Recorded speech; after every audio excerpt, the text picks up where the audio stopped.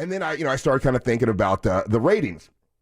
And I started thinking, about a lot of different stuff. Like, okay, a year ago, this time it wasn't that good.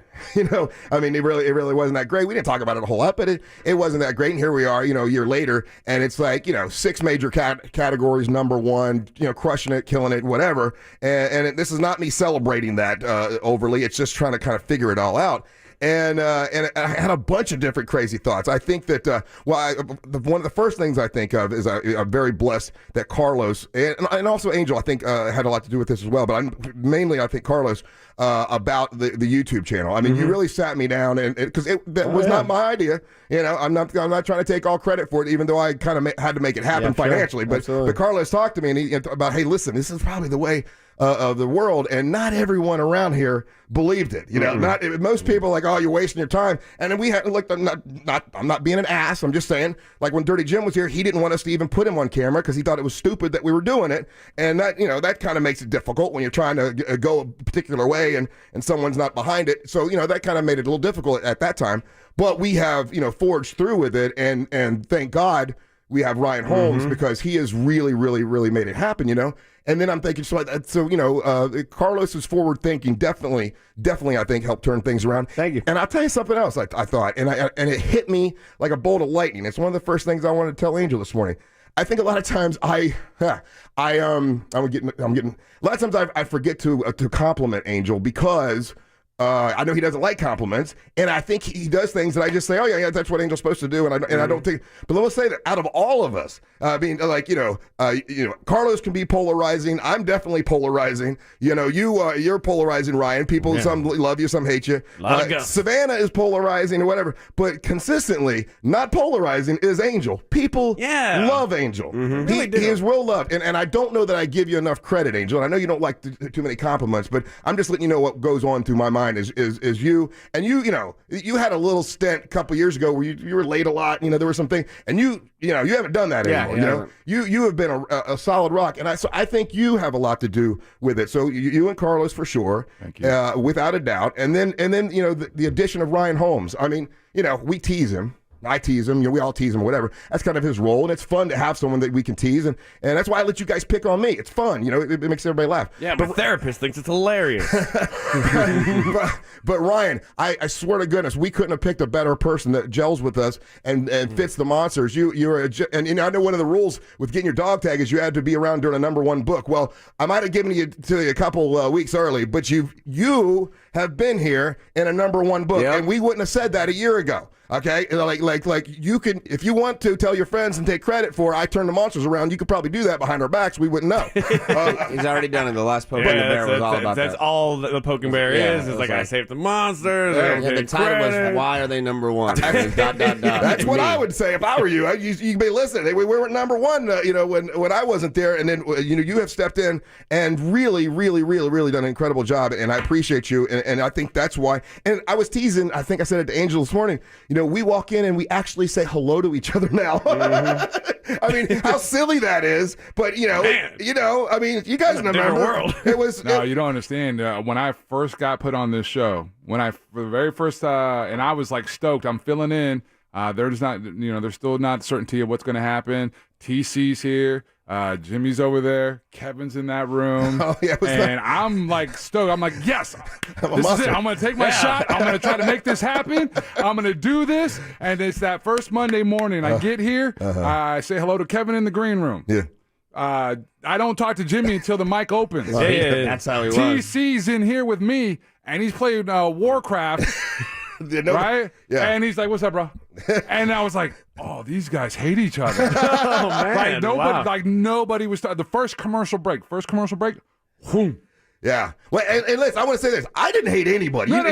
That. I'm just trying to get everybody to get along. Nobody said that. It was my impression. Everybody had stuff going on. There was just, everything. There was a lot of influx at that time. There was, yeah. So, there were people that were ready to move on to another part of their life, and I understand that. I'm not mad at that. That's just, that's where Jimmy was. Jimmy was ready to go a year or 2 years, Years and years Yeah, ago. he just stopped really caring about what was happening here. And now he's got something he can care about and do, and that's awesome for him. I'm not mad at anybody, man. I'm just really, really appreciating today. And I will tell you this, I think the addition of Angelique has been wonderful, because Savannah, and you can't replace Savannah. I mean, she's just, she comes in, she lights up the room. She's just amazing, always has been. And Angelique is a little bit more of a regular girl that we can talk to, and I think she's been extremely helpful. I think all of that stuff. And let's see if I missed anything, because I wrote a bunch of stuff down. And then Jack Bradshaw, I think, has been a really great help for this past year. With everything switching over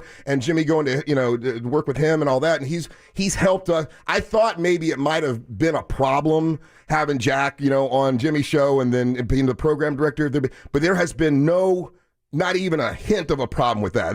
He has been really, really awesome. Hardest working dude I've ever seen. Yeah, for sure. Yeah. But then I think I hit what I believe could be a bigger part of this than what we all even realize, and that is this. And I think it struck me yesterday when I went to the trivia, and I go to the trivia, and at the trivia thing, I'm sitting there talking to Mary Ellen, and then Christina comes in. And Christina is Ryan's my girlfriend. Ryan's girl, and she's a super supportive, super amazing. And then it hit me, and I looked over at my wife Mary Ellen, and she, every time we won like 2 or 3 of the trivia things. She would go and give her prize to a listener that she knows listens to the show. Mm-hmm. You deserve this for listening. I'm like, what a freaking awesome wife. I've never, ever had that. Mm-hmm. And it hit me. We now, all of us dudes, are the luckiest guys in the world because we all have amazing women. Look at the women we all have. Yeah. Look at Angel's girl. We know how awesome she is. We've known her forever. Mm-hmm. Megan has always been a rock, man. Oh, man, she has never brought any drama to the group or to anything, and just the most wonderful, sweetest woman in the world. Thanks, Christina is the same way. She is so sweet and supportive of him. And I finally, look, in the past, I might have brought a lot of trash to the table, but I'm just saying, I mean, and Angel, you might have brought some trash to the table. I mean, like we all, or nothing to the table, whatever. You didn't have a woman for a while, and I think when guys have a woman who's a strong woman behind them, I think it makes them better. Yeah, stabilizing. I think we're all better today than we've ever been because we all have absolutely amazing women. And I know it's going to sound corny to some people or whatever, and I do get teared up, and I am an emotional cat, but I thought about that. I'm like, these 4 women could be on the Mount Rushmore of incredible women, because if you have a woman in the mix that starts trouble, and they've been there, and they just cause extra drama that we don't need, because we have a pretty important job. And we've had situations where we have the wives that are they're a pain in the ass. We don't have any of that. We have supportive, amazing women, and that hit me last night, and I did cry a little bit. I'm sorry, it's just where I am. But I love all y'all's girls, and I think it makes all of you guys better. I know Mary Ellen makes me better, without a doubt. So it's a good observation. Yeah, and because I'm starting to go, okay, what's the difference between when ratings aren't that great and now when we're just slaying? I mean, this is where we should be, but radio changed, and that was some of your insight, and with Angel's help, that was some of your insight. Like, listen, man, we got to get a YouTube channel. We got to get out there where because people don't go to our concerts anymore because they've seen us on the internet. And people that are just doing radio are just going to be behind you. Mm-hmm. They're just going to be forgotten, and that is exactly 2 years later. I think that was a 2-year plan, right? Yeah, absolutely. So that was a long ball plan. It cost me about over $20,000, but absolutely worth it to have incredible listeners that dig the show now because of the new medium to watch the show. So I got all that off my chest. Good, man. I appreciate it, and it's good observations. I'm going to take a break. I want to come back, and I want you guys to say what you think the difference is. And it's a beautiful Friday. We're not going to on time now, and ratings were different when we first started, and it kind of has changed since the invention of the phone, where people can listen to podcasts and all kinds of different things. See, if you think about it, Real Radio 104.1 was your very first podcast you listened to way back in the 90s. Mm-hmm. Like we were talk that was cool, that was fun to listen to. It wasn't all stuffy. It wasn't just about politics or sports. It was a little bit of everything and drama to go along with it. We've decided, at least I've decided, to live my life pretty much on the air and tell you all the good and the bad and the ugly. I just told you about a cyst on my back. I don't really know what's going to happen, but I'm not going to keep it from everybody. It's something we living along with the the host is kind of part of the fun, I think, of this kind of talk radio. But it changed, when everyone started doing their own podcasts. A lot of other things you can listen to. You can listen to little niche things, little things that, if you want to listen to a podcast about Kiss or about Tupac or whatever it is, you can listen just to that, and you don't have to listen to what's on Real Radio. So it has changed. So it's been more competitive, and we had to think of a way to change the game, and a lot of other people haven't done that. Nope. And luckily we're proving that, we were right, which is cool, which is awesome. So, I mean, I think that has a lot to do with it, but I do think it's the camaraderie, man. I love all you guys. And I was feeling really guilty last night that I haven't told Angel enough. I think I try to tell you all the time. You and I are close. Yeah. We've known each other the longest. Yeah. And I feel comfortable when you're here by my side. Yeah, good, man. I do. I appreciate that. And I really do love Ryan Holmes. I know I tease him. I don't and everything. get that. I don't. I don't either. Yeah. I mean, I just, I'm very taken off guard here. he's, there was a lot of comedians that we could have picked from. Oh yeah. And You picked the 57th best one. and luckily we got Pick stuck of the litter. We got stuck with this one. And everybody knows how much I care about Savannah. And I just I value her very, very much, and she's been amazing. And Angelique, she's kind of new, but I like having a new. I've said this so many times the past couple of weeks. I couldn't be any more proud of this show. I started wearing my dog tag every day. There was a time I just stopped wearing it because I really wasn't proud of the show.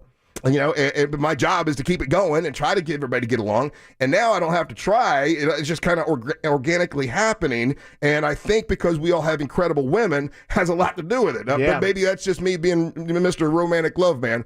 What do you think, Carlos? Why do you think, last year, in the dumpers, and this year, hitting number one in 6 categories and rolling, like studs? Well, I hear all the things that you said. I would literally everything that you said. I totally agree with on every level. But to be frank, I've been a part of this show for God, how many years? Out of 26 years, how long have you been a part of it? 16 or 17. Okay. It's weird. When I look back, I think you were always there. I forget about the time you were gone. Well, I was on from 98 to about 2007. Yeah. And then came back, I think, in 2015, 14, around there. Yeah, But to be totally honest, I think this is the first time in your entire show career that you don't have people actively working against you. When I say actively, I'm talking about having meetings going behind your back trying to bring you down. I knew that. I know you know that, but that is crazy to think that within a show that has brought a lot of people a lot of success and financial gain and popularity, that you had these devious kind of intentions behind you. And when you remove things like that, you begin to prosper, and the evidence is right there. Yeah, well, it definitely feels good knowing that everybody on this show is working to help this show. Yes. And look, and everybody has other I trust everybody on this show. I do too. Everybody has other projects, but I have never felt like anybody's other project is more important than this show. So like Angel's got the thing that he does on Friday night, but he doesn't make it like, hey, this is more important than the Monsters. I never felt that way. You have other things. You've got Walking Dead and acting and stuff, but I've never had the feeling that all that stuff was more important than in here. Yeah. And, in your life, you probably have to treat it that way sometimes, but as far as when you come in here, you're here doing your thing. Even with Savannah, I know Gatorland is her main thing, but when she comes in here, she, like she said yesterday, she brings it. Yeah. And this is and everybody on social media is helping the show. So all that stuff together, the synergy and everybody working for the one show is what I've always wanted. And I've really, it's been over a decade that I really haven't had that, other than this year. So I think that's a good point. What do you think, Angel? What do you think the difference is between, and you've been here now, how long you been here now, Angel? Going year 5. Wow, that's funny. Year 5. Okay, it seems longer than that. Yeah, the first year was still part-time.